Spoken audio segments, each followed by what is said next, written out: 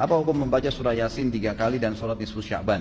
Lalu apa keistimewaan malam nisfu Sya'ban dan tuntunan apa yang disunnahkan? Ini banyak muslimin memang yang menyalahgunakan ya, dalil-dalil. Jadi mereka tidak memilah mana dalil yang sahih dan mana dalil yang lemah, apalagi hadis-hadis yang palsu. Hadis yang menjelaskan tentang masalah adanya sholat di nisfu Sya'ban, sholat secara khusus namanya sholat nisfu Sya'ban itu tidak ada. Hadis yang palsu, maudhu itu. Yang ada memang adalah fadilah mengerjakan sholat malam di nisfu Sya'ban, sholat tahajudnya. Sholat tahajud seperti biasa, tapi khusus malam nisfu Sya'ban punya fadilah. Karena disebutkan dalam sebuah riwayat yang sahih bahwasanya Aisyah radhiyallahu anha pernah mendapatkan giliran nginapnya Nabi SAW di rumahnya. Terbangun tengah malam, dia melihat Nabi SAW tidak ada di sebelahnya. Maka Aisyah radhiyallahu anha terbawa rasa cemburu. Dia memakai bajunya kemudian mengelilingi rumah-rumah Nabi yang lain. Ya, istri Nabi yang lain takut Nabi ada di sana gitu. Diketukin satu-satu ternyata nggak ada. Lalu Aisyah tergopoh-gopoh pergi ke masjid mendapatkan Nabi SAW sedang sholat. Begitu Nabi SAW lihat Aisyah lagi ngos-ngosan jalan, gitu kan, kena buru-buru. Kata Nabi SAW, wahai Aisyah, kau cemburu lagi? Ini adalah malam nisfu Sya'ban. Artinya saya sholat malam ini karena ini adalah nisfu Sya'ban.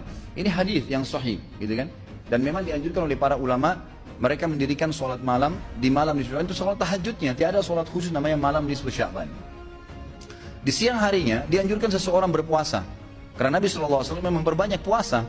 Terlebih lagi nisfu Sya'ban itu, ya, kenanya malamnya itu berarti puasa tanggal 14. Kalaupun nisfu Sya'bannya malam hari ke-15. Dan kita tahu ada puasa Iyamul Bid.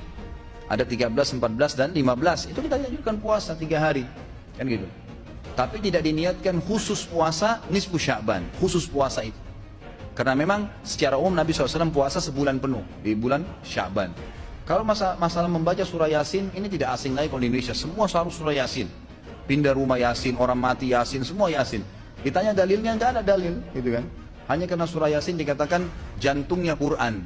Itu pun hadis yang lemah. Karena dalam sanadnya ada orang yang pendusta, gitu kan. Tapi ini diamalkan. Ya. Kalau kita mau mengaku pengikut Nabi Muhammad SAW yang murni, maka tidak mengamalkan apa yang tidak dicontohkan oleh Nabi SAW. Apalagi membawa air, kemudian secara khusus dibacakan atau dihidupkan dengan surah Yasin, belum pernah ada contoh. Belum pernah ada contoh. Allahu a'lam. Saya tidak menyalahkan ya. Yang mau kerjakan itu silahkan, itu hak dia.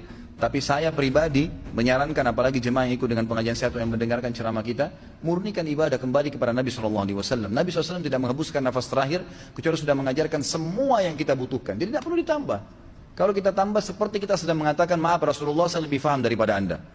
Nabi nggak pernah baca Yasin 3 kali di malam nisfu Sya'ban, nggak apa-apa kan, bagus. Loh, Nabi mau nggak pernah lakukan.